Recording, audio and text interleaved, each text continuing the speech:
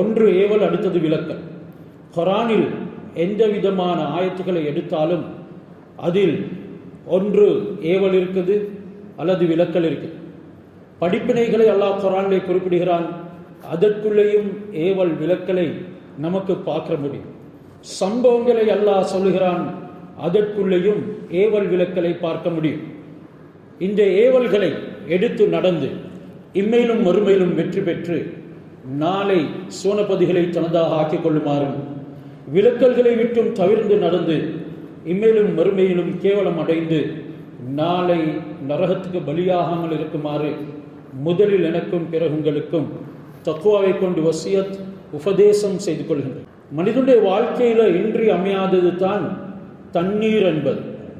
அல்லாஹ் அன்சல்னா minus ஸமாஇ மாஅன் தஹூரா, நாம் வானத்திலிருந்து உங்களை சுத்தப்படுத்தக்கூடிய, தன்னிலையும் சுத்தம் பிறரையும் சுத்தப்படுத்தக்கூடிய மாஅன் தஹூரா, பரிசுத்தமான நீரை இறக்கியிருக்கின்றோம்.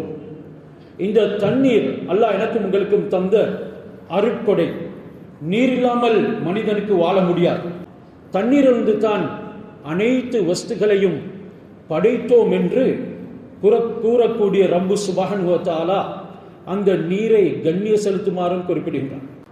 உங்களுக்கு நினைத்த மாதிரி அந்த நீரை பாவிக்க முடியாது. நீங்கள் நினைத்த மாதிரி அதனை செலவு செய்வீர்கள் என்றால் இஸ்ராஃப் செய்தவர்களாக ஆகிவிடுவீர்கள். வாழ்க்கையில் தருத்திரியம் பிரித்துக் கொள்ளும். வாழ்க்கையில் பல கஷ்டங்களுக்கு நீங்கள் முகம் கொடுக்க நேரிடுவீர்கள். தண்ணீர் மட்டுமல்ல, அல்லாஹ் எதை நமக்கு தந்திருக்கின்றானோ அருட்கொடைகளாக அவைகளை அளவுடன் நடுத்தரமாக பாவித்துக் கொள்ளுமாறு அல்லாஹ் குர்ஆனிலே குறிப்பிடுகின்றான். உண்மையான முத்தகி தக்வா உடையவர்களை பற்றி சொல்லும் பொழுதும் வகான பைன ஸாலிக கவாமா, அவர்கள் லம் யுஸ்ரிஃபு வலம் யக்துரு, வீண் விரயம் செய்யவும் மாட்டார்கள், அதிகம் சிக்கனத்தை கையாளவும் மாட்டார்கள். ரெண்டுக்கும் மத்தியில நடுத்தரமான நிலைமையில் செயல்படுவார்கள் என்று மூமின்களுடைய முத்தகீன்களுடைய அல்லாஹ்வுடைய நல்லடியார்களின் தன்மையை பற்றி குறிப்பிடுகின்றார். இந்த நீர்தான் என்னையும் உங்களையும் தொழுகைக்கு ஆகமாக்கக்கூடியது. தொழுகை வுலு இல்லாமல் நிறைவு பெற மாட்டாது. அத்தஹூரு ஷத்ருல் ஈமான், வுலுவுக்கும் அத்தஹூர் என்று இங்கே கூறப்பட்டிருக்கிறது, சுத்தத்துக்கும் அத்தஹூர் என்ற வார்த்தை கூறப்பட்டிருக்கிறது. அந்த சுத்தம் ஈமானின் பாதி என்று ஹஜ்ரத் ரசூலுல்லாஹி ஸல்லல்லாஹு அலைஹி வஸல்லம் அவர்கள் சொன்னார்கள். அங்கே வுலுவுக்கும் தஹூர் என்று சொல்லப்படும் என்ற அடிப்படையில் நாம் உற்று நோக்கினால் இந்த வுலு ஈமானுடைய பாதி. இதனால தான் ஒரு சகோதரர் சஹாபி நபி ஸல்லல்லாஹு அலைஹி வஸல்லம் அவர்களிடத்துல வந்து கேட்கிறார், உரீது ஐவஸா அலைய ரிஸ்கி, அல்லாஹ் சுப்ஹானஹு வ தஆலா என்னுடைய ரிஸ்கில், என்னுடைய தேவைகள்ல, என்னுடைய எல்லா விடயத்திலையும் எந்த விதமான நெருக்கடியும் இல்லாத ஒரு சுபீட்சமான சந்தோஷமான விசாலமான வாழ்க்கையை ஏற்படுத்தி தர வேண்டும். நபி ஸல்லல்லாஹு அலைஹி வஸல்லம் அவர்களுடைய பதில் சற்றென்று பறந்தது. அதிம் அல தஹாரா யுவஸ்ஸு அலைக ரிஸ்கு, நீ தஹாரா என்ற வுலுவுல நிரந்தரமாக இரு, தொடர்ந்து இரு. வுலு முறியும் பொழுதெல்லாம் வுலு செய்து கொள்.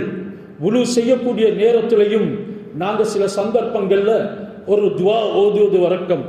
யா அல்லாஹ் என்னுடைய ரிஸ்கில பரக்கத் செய்வாயா, என்னுடைய வாசஸ்தலத்தில் என்னுடைய வீட்டில் பரக்கத் செய்வாயாக என்றெல்லாம் நாம் ஓதிக்கொள்வது உண்டு.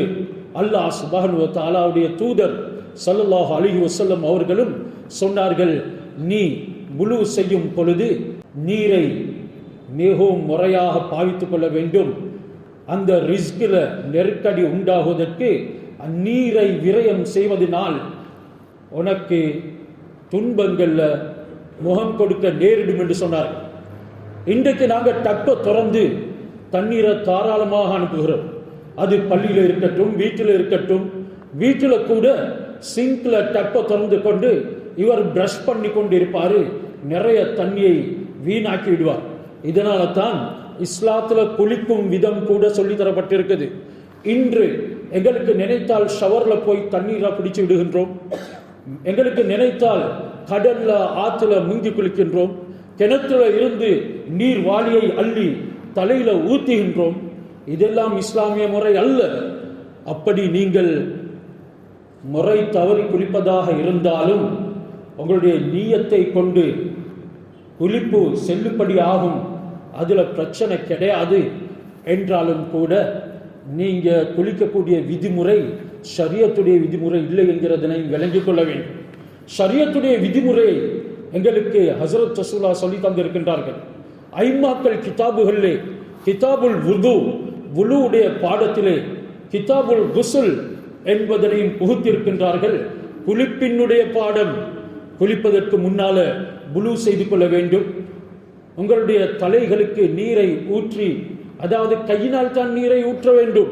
ஷவரை திறந்து தலையை பிடிப்பதல்ல, கிணற்றிலிருந்து வாளியை அள்ளி ஒரே தடவையில ஊற்றிக்கொள்வதல்ல. இவ்வாறாக நீங்க மூழ்கி குளிப்பதாக இருந்தாலும் முதலில் வுலு செய்து கொள்ள வேண்டும் என்கிறதனை ஷரியத் எங்களுக்கு சொல்லுது. இந்த விடயங்களை நானும் நீங்களும் கவனிப்பாரற்று விட்டதன் காரணமாகத்தான் வாழ்க்கையில சோதனை ஏற்பட்டிருக்கிறது. ஷரியத்துடைய சின்ன விடயமும் வாழ்க்கையின் மிளிர்வை உண்டாக்கும், பிரகாசத்தை உண்டாக்கும், பசுமையை உண்டாக்கும். ஆனால் அந்த பசுமைகள் மிளிர்வுகளை பேர்க்கெடுத்துக் கொள்ளக்கூடிய விதிமுறை தான் மனோயிச்சை பிரகாரம் யாரும் குளிக்கிறதின் காரணமாக கூலி கிடைக்கப்பட மாட்டாது. மனோயிச்சையின் பிரகாரம் வுலு செய்யறதின் காரணமாக அதற்கு திக்ர் உள்ள வுலு, அல்லாஹ்வுடைய சிந்தனை உள்ள வுலு, கூலி கிடைக்கப்படக்கூடிய வுலு என்று கூறப்பட மாட்டாது. நீங்கள் குளிப்பதாக இருந்தால் வுலு செய்து கொள்ள வேண்டும். அதன் பின்னால உங்களுடைய தலையை நீரை போற்று கையினால் அள்ளி நீரை ஊற்றி கோதிவிட வேண்டும். உங்களுடைய தாடிகள் கோதிவிட வேண்டும். ஊத்தையுள்ள இடங்களை கொஞ்சம் தேய்த்து கழுவதுடனே அதனை முதலில் நீக்கிக் கொள்ள வேண்டும். பிறகு முழு உடம்பும் ஒரு மசஹ் என்ற விதத்துல, இந்த வே ஆஃப் ரப்பிங், ஒரு மசஹ் என்ற விதத்துல நீங்க ஆக்கி கொண்டு பிறகு தண்ணியை ஊற்றிவிட வேண்டும். இது தான் குளிப்பு. ஹஸரத் ரசூலுல்லாஹி ஸல்லல்லாஹு அலைஹி வஸல்லம் அவர்கள் 4 முத்துல குளித்திருக்கின்றார்கள். ஒரு முத்து என்கிறது பொதுவாக அரிசியை அழினோம் என்றால் 2 கரங்களினால் 600 கிராம், 2 முத்து 1200 கிராம், 2400, 2 கிலோ 400 கிராம்கையும் ஹஸரத் ரசூலுல்லாஹி ஸல்லல்லாஹு அலைஹி வஸல்லம் அவர்கள் பரிபூர்ணமான குளிப்பை குளித்து காட்டினார்கள். ஆனால் இன்று நாங்கள் வுலுவுக்காக பாவிக்கும் நீரை கொஞ்சம் சிந்தனை செய்து பாருங்கள். சிலர்கள் டப்பை மிகவும் விசாலமாக திறப்பார்கள், நீர் சட்டவென்று விழுந்து கொண்டு இருக்கும். அவர் முகத்தை தேய்த்து கழுவும் வரைக்கும் அங்கே தண்ணி வீண் விரயம் செய்யப்படுகின்றது. நீங்கள் டப்பில் வுலு செய்வதாக இருந்தால் முதல்ல ஒரு கை நிறைய தண்ணீரை எடுத்து முகத்தை கழுவிட்டு டப்பை மூடிவிடுங்கள். அதன் பின்னால நல்ல முறையில தாடியுடன் உண்டான முகத்தை கோதிவிடுங்கள். 2வது தடவையும் அந்த முறையில் கழுவி 3 பூர்த்தியாக்கி கொள்ளுங்கள். இதை விடவும் நீங்கள் பாவிப்பீர்கள் என்றால் அந்த உழுவின் காரணமாக உங்களுக்கு நலவு எழுதப்பட மாட்டாது. ஹராத்தை செய்தவர்களாக நீங்கள் ஆகிவிடுவீர்கள். இன்றைக்கு வாழ்க்கையில பல துன்பங்களுக்கு நாங்கள் முகம் கொடுக்கிறோம். இதற்கு காரணம் நான் இபாதத்தின் பொழுது என்னுடைய தூதர் முஹம்மது ஸல்லல்லாஹு அலைஹி வஸல்லம் அவர்கள் சொல்லி தந்த முறையை கையாளவில்லை. வுலுவை பூர்த்தியான முறையில் செய்யும் பொழுது அதற்கு ஹஸரத் ரசூலுல்லாஹி ஸல்லல்லாஹு அலைஹி வஸல்லம் அவர்கள் கொடுத்த நன்மாராயங்கள் ஹதீஸ்லே ஏராளமாக வந்திருக்குது. வுலுவுடைய சிறப்புகளை பற்றி நாங்கள் அறிந்தால் தானே அந்த வுலுவுக்கு மதிப்பு கொடுப்போம். அதனுடைய தன்மைகள் நன்மைகளை அடைவதற்கு முயற்சி செய்வோம். இதனால வாழ்க்கையிலும் அல்லாஹ் சுப்ஹானஹு வ தஆலா பாதைகளை திறந்து விடுவான். கஷ்டம் இல்லாம அல்லாஹ் எல்லாம் வாழ வைப்பான். அந்த வுலுவுக்குள்ள வாழ்க்கை இருக்கிறது, அந்த வுலுவுக்குள்ள சொர்க்கம் இருக்குது, அந்த வுலுவுக்குள்ள குடும்பத்தின் உடைய நேர்வழி இருக்குது. என்றாலும் இவைகள் எல்லாம் வீணாகி கொண்டு போகுது. என்னுடைய வுலு சீரில்லாதது, எனக்கு வாழ்க்கையில கடன் பிரச்சனைகள் தொல்லைகள் தலை தூக்கி இருக்குது, நான் வுலுல பேணுதல் உள்ளவனா இல்ல என்று எப்பயாவது சிந்தித்திருக்கிறோமா? இன்றைக்கு எத்தனையோ விதமான விதிமுறைகளை எங்களுடைய வறுமையை நீக்கிறதுக்கு கையாள்கிறோம் என்றாலும் வறுமையை நீக்குவதற்குண்டான வழிமுறைகளை சின்ன சின்ன அமல்களே ஹஸரத் ரசூலுல்லாஹி ஸல்லல்லாஹு அலைஹி வஸல்லம் அவர்கள் சொல்லி தந்தார்கள். கவனிப்பாரற்று என்று பலவிதமான இன்னல்களுக்கும் பிரச்சனைகளுக்கும் முகம் கொடுத்து கொண்டிருக்கின்றோம். சஹி முஸ்லிம்லே ஹதீஸ் பதிவாக்கப்பட்டிருக்கிறது. ஹஸரத் ரசூலுல்லாஹி ஸல்லல்லாஹு அலைஹி வஸல்லம் அவர்கள் சொன்னார்கள், இதா தவல்லால் அப்துல் முஸ்லிமு அவில் முஃமின், ஒரு முஸ்லிமான அடியான் அல்லது ஒரு முஃமினான அடியான் அவர் வுலு செய்யும் பொழுது ஃபகஸல வஜ்ஹஹு, தன்னுடைய முகத்தை கருகின்றார். ஹர்ஜ மின் வஜ்ஹிஹி குல்லு ஹதீஅத்தின், அவருடைய முகத்தில் இருந்து எல்லா விதமான பாவங்களும் வெளியாகி விடுகின்றது. அவருடைய முகத்தில் என்ன பாவம் இருந்தது? ஆக பெரிய அல்லாஹ் தந்த நிஅமத்தான் 2 கண்களும். அந்த கண்களினால் பார்த்த பாவங்களை அல்லாஹ் சுப்ஹானஹு வ தஆலா கழுவிடுகின்றான். மா நீருடன் அது போய்விடுகின்றது. அவ் மின் ஆஹிரி கத்ரில் மா, அல்லது நீருடைய இறுதி பகுதியில் முகத்தை கழுவின அந்த நீரின் சொட்டு, அதனுடைய ட்ராப் கத்ர், அதனுடைய இறுதி அந்த ட்ராப்ல இவருடைய அனைத்து பாவங்களும் கழுவப்பட்டு வருகின்றது. பிறகு ஃபகஸல யதைஹி, அவன் 2 கைகளையும் கழுகின்றான். அவன் கைகளினால் எந்த ஹராத்தை தீண்டினானோ, எந்த ஹராமான விடயங்களை எடுத்துக் கொள்வதற்கு மொபைல் போன்ல ஃபிங்கர் ட்ரிப்பை பாவிச்சானோ, எந்த ஹராமான பெண்ணை தீண்டுவதற்கு கரத்தை நீட்டினானோ, எந்த ஹராமான வஸ்துவை திருடுவதற்கு அந்த கைகளை பாவித்தானோ, அவைகள் அனைத்தும் ஆஹிரல் மா அவ் மின் ஆஹிரி கத்ரில் மா, அந்த தண்ணீருடைய இறுதி அந்த ட்ராப்போட துளியோட வெளியாகி விடுகின்றது. மேலும் அவன் 2 கால்களையும் கழுவும் பொழுது அந்த பாதங்களினால் எந்த கசினோக்கு நடந்தானோ, எந்த கேம்பிளிங் அடிக்கிற இடத்துக்கு போனானோ, எந்த திப்பா நகுவாது ஏ சியலும பவு அல்லாஹ் சுப்ஹானஹு வ தஆலா சமா கர்மா கேலா ஹஸரத் முஹம்மது ஸல்லல்லாஹு அலைஹி வஸல்லம் துமானன் பாஸ். எந்த மது அருந்தக்கூடிய இடங்களுக்கெல்லாம் இவன் தன்னுடைய பாதத்தை எடுத்து வைத்தானோ, அல்லாஹ் அவைகள் அனைத்தையும் மன்னித்து விடுகின்றான். தண்ணீரோடு கழுவப்பட்டு விடுகின்றது, அல்லது அதனுடைய இறுதி துளியுடன் போய்விடுகின்றது என்று சொன்னார்கள். இப்படியான மாபெரும் வெகுமதிகளை உள்ளடக்கிய ஒரு முக்கியமான அமல் தான் வுலு. ஆனாலும் இந்த வுலுவை எந்த அளவுக்கு பேணி செய்கின்றோம்? இந்த வுலுவின் மூலமாக நன்மையை அடைகின்றோமா அல்லது அல்லாஹ்வுடைய கோபத்தை அடைகின்றோமா என்கிறதை கொஞ்சம் சிந்தனை செய்து பாருங்கள். சொன்னார்கள் ஹஜ்ரத் ரசூலுல்லாஹி ஸல்லல்லாஹு அலைஹி வஸல்லம், அலா அதுல்லுக்கும், நான் உங்களுக்கு அறிவித்து தரவா, அலா மா யன்ஹுல்லாஹு பிஹில் ஹதாயா, பாவங்கள் எதன் மூலம் அழிக்கப்படுகின்றதோ அப்படியான அமல்களை வயர்ஃபௌ பிஹத் தரஜாத், அந்த அமலை கொண்டு அல்லாஹ் உங்களுடைய பல அந்தஸ்துகளை இந்த உலகத்திலும் உயர்த்துவான், நாளை மறுமையிலும் உயர்த்துவான். அப்படியான ஒரு அமலை சொல்லி தரட்டுமா? காலு பலா யா ரசூலல்லாஹ், சஹாபாக்கள் ஆம் சொல்லித்தாருங்கள் நபியே என்று சொல்ல நேரம் நபி ஸல்லல்லாஹு அலைஹி வஸல்லம் அவர்கள் சொன்னார்கள், இஸ்பாகுல் வுலூஇ அலல் மக்காரிஹி, கஷ்டமான சந்தர்ப்பத்திலேயும் குளிரான நேரத்திலேயும் நோயுடைய சந்தர்ப்பங்களிலும். வைத்தியர் சொல்லியிருக்கிறார், வுலுவுக்கு கூட தண்ணீரை பாவிக்க வேண்டாம், முகத்தை கூட கழுவ வேண்டாம் என்று சொல்லி இல்லாத சந்தர்ப்பங்கள்ல வுலுவ பூர்த்தியாக செய்கிறது. கஷ்டமான நேரம் தான் என்றாலும் வுலுவ பூர்த்தியாக செய்கிறது. கொழும்பை பொறுத்தவரையில் சூடான ஏரியா என்றாலும் நுவரலி, அங்கால பண்டாரவேல, அங்கால கேண்டி போன்ற ஏரியாக்கள் ரொம்ப குளிரானது. அந்த இடங்களில் வசிக்கக்கூடியவர்கள் தஹஜ்ஜுடைய நேரத்தில் எழும்பி வுலு செய்யும் பொழுது ஏற்படக்கூடிய சிரமம், குளிப்பு கடமையானால் குளிக்கும் பொழுது ஹாட் வாட்டர் இல்லாத நிலைமையில அல்லது அதனை சூடாக்கி கொள்றதுக்கும் வக்கில்லாத நிலைமையில எவ்வளவு கஷ்டப்படுவார்கள். இந்த நேரத்திலையும் சோம்பல் கொள்ளாமல் வுலுவை பூர்த்தியாக செய்வது, இதனால் உங்களுக்கு அல்லாஹ் பாவங்களை மன்னித்து விடுகின்றான், அந்தஸ்துகளை உயர்த்தி விடுவான். அந்த அந்தஸ்து இந்த துனியாவிலும் உயரும், ஆகிராவிலும் உயரும் என்றார்கள். இரண்டாவது சொன்னார்கள், வகஸத்துல் ஹுதா, வ கஸரத்துல் ஹுதா இலல் மசாஜித், மஸ்ஜிதுகளுக்கு அதிகமாக உங்களுடைய பாதங்களை எட்டுக்களை எடுத்து வைப்பது. அருமை சஹாபாக்கள் மஸ்ஜிதுன் நபவிக்கு, மக்காவுல உள்ள ஹரமுடைய மஸ்ஜிதுக்கு அவர்களுடைய பக்கத்தில் உள்ள வீடுகளில் இருந்து வரும் பொழுது சின்ன சின்ன எட்டுக்களை எடுத்துக்கொண்டு வைத்து வருவார்கள். காரணம், அதிகமான எட்டுக்கள் ஏற்பட வேண்டும், அதனால என்னுடைய பாவங்கள் மன்னிக்கப்பட வேண்டும், அல்லாஹ் அந்தஸ்துகளை உயர்த்த வேண்டும் என்பதற்காக சிறிய எட்டுக்களை எடுத்து வைப்பார்கள். சில சஹாபாக்கள் விரும்பினார்கள், தூரத்தில் உள்ளவர்கள் மஸ்ஜிதுக்கு பக்கத்தில் வீட்டை அமைத்துக் கொள்வதற்கு, ஹஸரத் ரசூலுல்லாஹி ஸல்லல்லாஹு அலைஹி வஸல்லம் நீங்கள் இருக்கும் இடத்திலேயே இருங்கள், நீங்கள் மஸ்ஜிதுக்காக வேண்டி எவ்வளவு தூரம் பாதைகளை எட்டி எடுத்து வைத்துக் கொண்டு வருகின்றீர்களோ அந்த அளவுக்கு அல்லாஹ் பாவங்களை மன்னிக்கிறான், அந்தஸ்துகளை உயர்த்துகிறான்.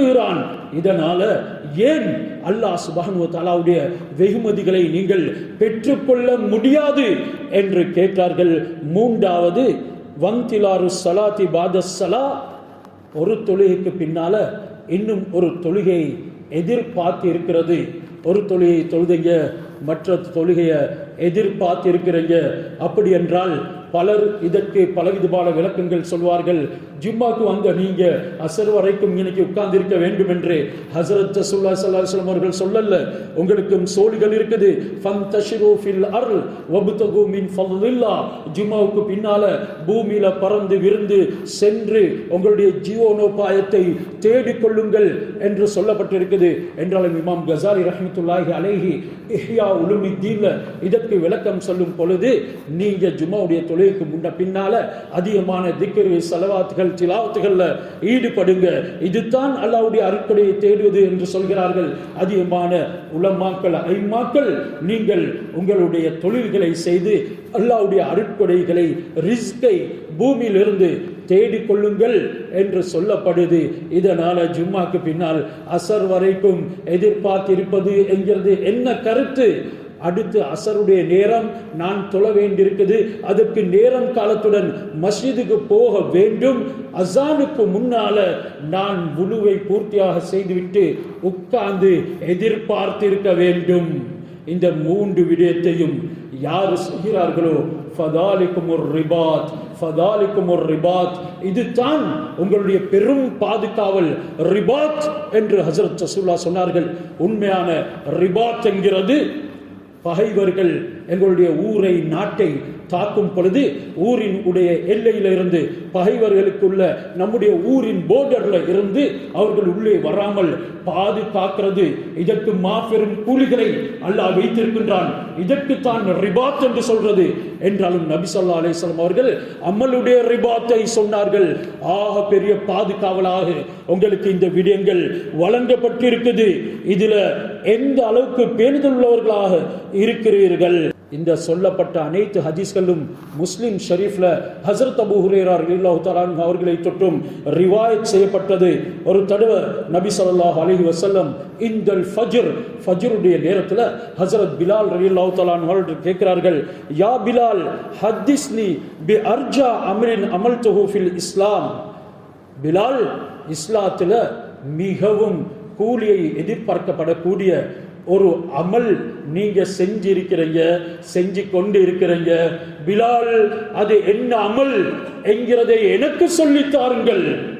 ஏனெனில் நான் உங்களுடைய தஃப சமஅத்து தஃபன அலைக பைன யதைய ஃபில் ஜன்னா, சொர்க்கத்தில் எனக்கு முன்னுக்கு பின்னுக்கு எல்லாம் உங்களுடைய பாதலியின் ஓசையை கேட்கிறேன்.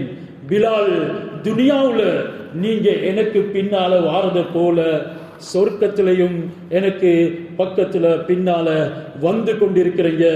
என்ன அமல் செஞ்சீங்க பிலால்?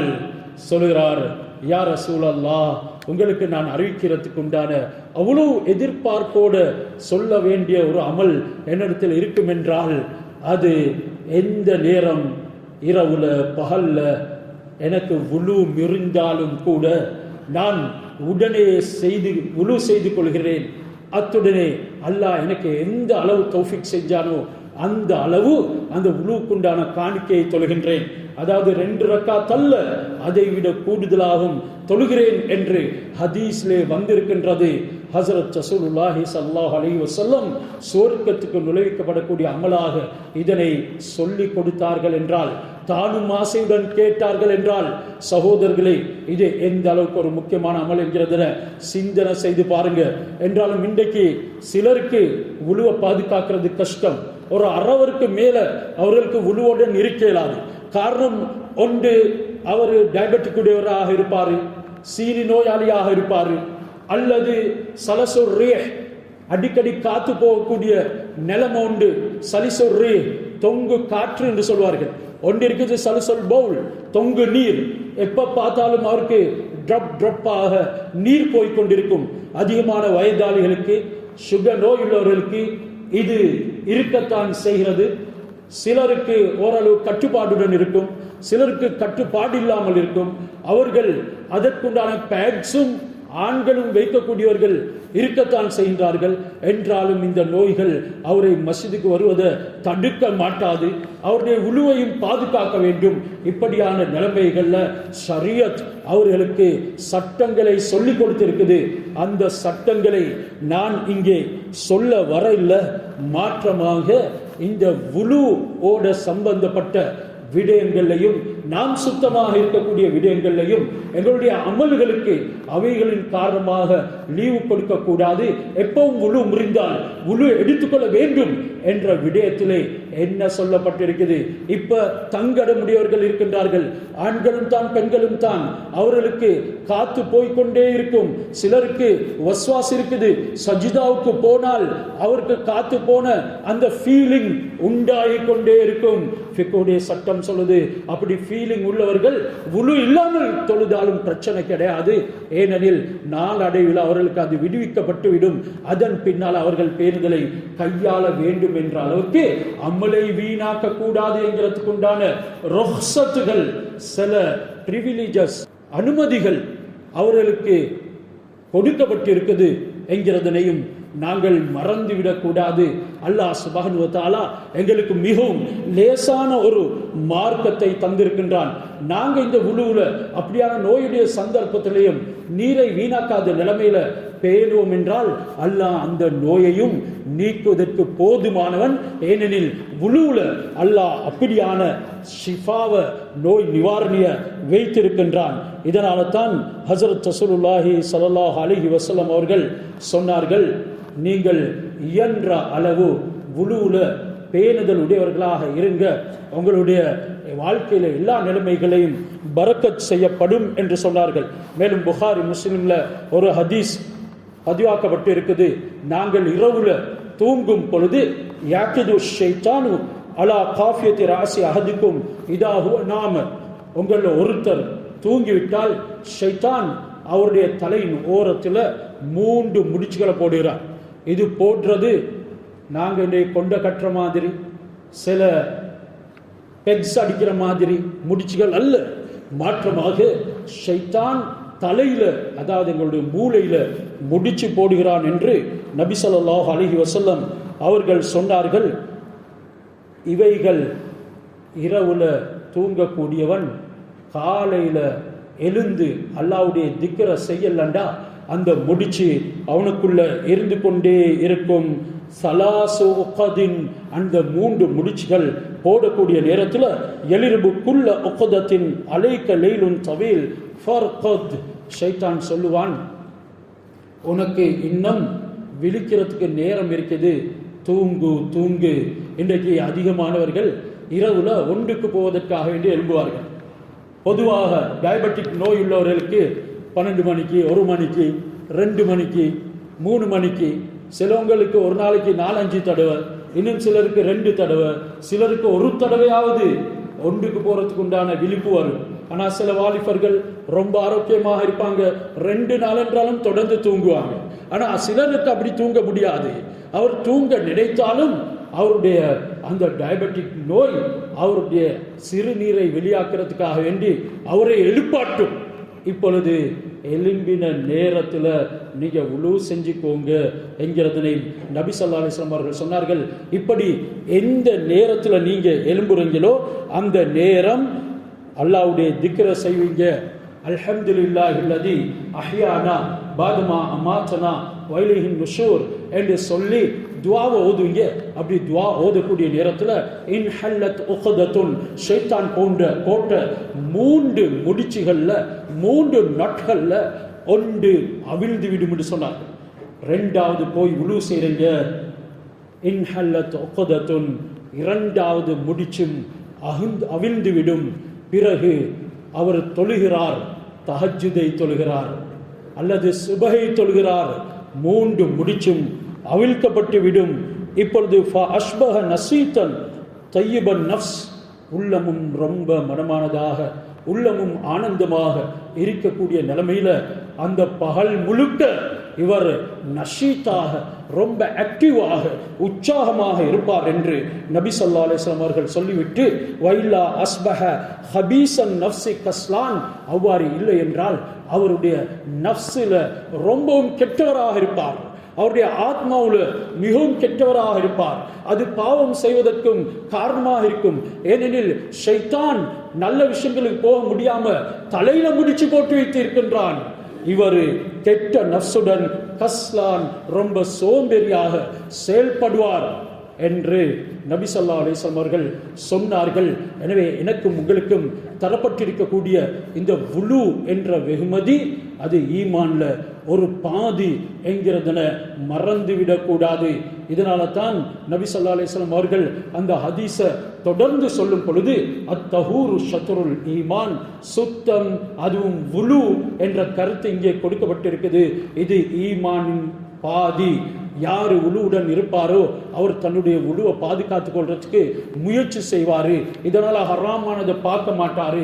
ஹராமானதை பார்க்கும் பொழுது சிலருக்கு சில கண்ட்ரோல்கள் ஏற்பட மாட்டாது.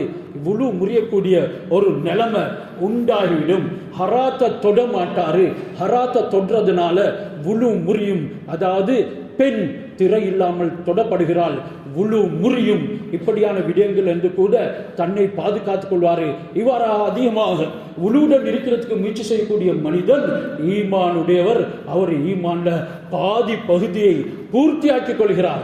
அதே நேரம் இவர் திக்ருடனும் இருக்கிறார்கள் என்றார் சொன்னாங்க ஹஜ்ரத் ரசூலுல்லாஹ் தொடர் ஹதீஸ்ல வல்ஹம்துலில்லாஹி தம்லஉல் மீசான். நீங்க உலுவோட இருந்து கொண்டு அல்ஹம்துலில்லாஹ் அல்ஹம்துலில்லாஹ் என்று சொல்றீங்க. உலு இல்லாமல் சொன்னாலும் அது மீசானை நிரப்பிவிடும். சுபஹானல்லாஹி வ பிஹம்திஹி சுபஹானல்லாஹில் அஸீம் என்கிறது. தம்லு மா பைன ஸமாஇ வல் அர்த், வானத்துக்கும் பூமிக்கும் இடைப்பட்ட அந்த அளவு டிஸ்டன்ஸ், அந்த தொலை தூரத்தை நிரப்பிவிடும் என்ற அளவுக்கு நன்மைகள் சொல்லப்பட்டிருக்குது. ஆனா இந்த நன்மைகளின் ஊடாக வாழ்க்கையில திருப்பம் ஏற்படும் என்ற நம்பிக்கை எனக்கும் உங்களுக்கும் இல்லை. இதன் காரணமாக நாங்க துன்பத்தில் விழுந்து விட்டோம். எந்த அளவுக்கு நம்பிக்கையும் தக்வாவும் வருதோ அல்லாஹ் சுப்ஹானஹு வ தஆலா சொல்கிறான், நான் உனக்கு போதுமாகி விடுவேன், உனக்கு பல வழிகளை திறந்து தருவேன், உனக்கு நெருக்கடி என்ற வாசலே இருக்க மாட்டாது என்று சொல்லப்பட்டிருக்கும் பொழுது கண்ணியமானவர்களே, நானும் நீங்களும் இந்த வெகுமதிகளை நல்ல அமல்களை விட்டுட்டு தான் வேறு திசை மாறி போகின்றோம். எனவே உலு அது எல்லா அமல்களுக்கும் அவசியமானது. உலு இல்லாமல் தொழுகை கிடையாது. உலு இல்லாமல் குர்ஆனை தொட முடியாது. நான் இதனை சொல்லி முடித்துக் கொள்கின்றேன். இன்றைக்கு அதிகமானவர்கள் தவறான விளக்கங்களை எடுத்துக்கொண்டிருக்கின்றார்கள். கிதாபுல கூட லா யமஸ்ஸுஹு இல்லல் முத்தஹ்ஹரூன், இந்த குர்ஆனை பரிசுத்தமானவர்களை தவிர வேற யாரும் தொட முடியாது என்று அல்லாஹ் சுப்ஹானஹு வ தஆலா கூறியிருக்கிறான். அது கூர்ணத்துக்கு ஒரு காரணம் இருக்கிறது. ஒவ்வொரு ஆயத்துக்கும் சபபுன் நுசூல் என்று இருக்கிறது. சபபுன் நுசூல் என்னது? அந்த காலத்துல ஷைத்தான்கள் மலாய்க்காமார்கள் பேசுவதனை வஹீயுடைய சில விஷயங்களை திருடுவதற்காக வேண்டி போவார்கள். எப்ப ஹஸரத் ரசூலுல்லாஹ்வுக்கு நுபுவத் கிடைத்ததோ அந்த பாதைகள் தடுக்கப்பட்டது. ஷைத்தான்களுக்கு அவைகளை திருட போக முடியாமல் இருந்தது. இந்த குர்ஆன் பரிசுத்தமானது, அதை யாராலும் தொட முடியாது. அதனை தொடக்கூடியவர்கள் மலாய்க்காமார்கள் தான். ஹஜ்ரத் ஜிப்ரீல் தொடுவார். அல்லாஹ் யாருக்கு அனுமதி கொடுத்திருக்கிறாரோ அப்படியான எண்ணிக்கையான மலக்குகள் அந்த லவ்ஹுல் மஹ்ஃபூல்ல இருக்கக்கூடிய குர்ஆனை தொடுவார்கள். அப்படி மலக்குகளுக்கு தான் அது சொல்லப்பட்டிருக்குது, எங்களுக்கு இல்ல. லவ்ஹுல் மஹ்ஃபூலுடைய குர்ஆன் தான் சொல்லப்பட்டிருக்குது. இந்த வெறுமனை பிரதியாக இருக்கக்கூடிய இந்த குர்ஆன் இல்லை என்றெல்லாம் அவர்களுடைய தப்பான விளக்கங்கள் எல்லாம் சொல்லிக் கொண்டிருக்கின்றார்கள். மாறாக இந்த குர்ஆன் அது லவ்ஹுல் மஹ்ஃபூல்ல இருந்தது தான் புத்தக வடிவத்தில் இறக்கப்பட்டிருக்குது. இதையும் கூட வுலு இல்லாமல் தொட முடியாது. இதனை நல்லா ஞாபகம் வைத்துக் கொள்ள வேண்டும். குர்ஆனுடைய சில ஆயத்துகள் வரும். பிரயாணத்தில் நாங்கள் போறோம், சுப்ஹானல்லதி சக்கரலனா ஹாதா வமா குன்னா என்ற குர்ஆனுடைய ஆயத்துகள் ஓதுறோம். எத்தனையோ ஆயத்துகள் எங்களுக்கு திக்ர்களாக தரப்பட்டிருக்குது. அவைகளை திக்ருடைய நோக்கத்தில் தான் ஜனாபத்தோடு இருக்கும் பொழுது, உழு இல்லாமல் இருக்கும் பொழுது எங்களுக்கு ஓதிக்கொள்ள முடியும். அப்படி இல்லாத சந்தர்ப்பங்கள்ல, அதாவது உழு இல்லாமல் குர்ஆனை ஓத முடியும் என்றாலும் ஜனாபத்துடைய நேரத்தில் ஓத முடியுமா? ஆனா இன்று உழு இல்லாமல் குர்ஆனை தொட முடியும் என்று கூட இஜ்மா கியாசம் மறுத்துவிட்டு குர்ஆனையும் ஹதீஸை மட்டும் மூலாதாரமாக கொள்ளக்கூடிய விளக்கம் இல்லாதவர்கள் பேசிக் கொண்டிருக்கின்றார்கள். எச்சரிக்கையாக இருக்க வேண்டும். எனவே இந்த உலுவுடைய விஷயத்தில் அல்லாஹ் சுப்ஹானஹு வ தஆலா எனக்கும் உங்களுக்கும் பூர்த்தியான விளக்கத்தை தந்தருள் புரிவானாக. எங்களுடைய பாவங்களை மன்னித்தருள் புரிவானாக. யா அல்லாஹ், பலஸ்தீன்ல கஸாவுல எங்களுடைய சகோதரர்களுக்கு கிடைத்திருக்கக்கூடிய இந்த விஸ்தீர்ணமான நிலைமையை நீடிக்க செய்வாயாக. அந்த முஸ்லிம்களுடைய, காஃபிர்களுடைய, யூதர்களுடைய சதி திட்டங்கள் மீண்டும் செயல்பட்டு அசம்பாவிதங்கள் ஏற்படாமல் பாதுகாப்பாயாக. அப்படி ஏதேனும் அவர்கள் அசௌகரியமான நிலைமையை ஏற்படுத்துவதற்கு முயன்றால் அவர்களுக்கு ஹிதாயத் இல்லாத பட்சத்தில் பூண்டோடு அழித்து விடுவாயாக. எங்கள் அனைவருடைய இறுதி முடிவையும் நல்லதாக ஆக்கி அருள் புரிவாயாக. துஆக்களை கபூல் செய்வாயாக. வாஹிரு தவானா அனில் அல்ஹம்துலில்லாஹி ரப்பில் ஆலமீன்.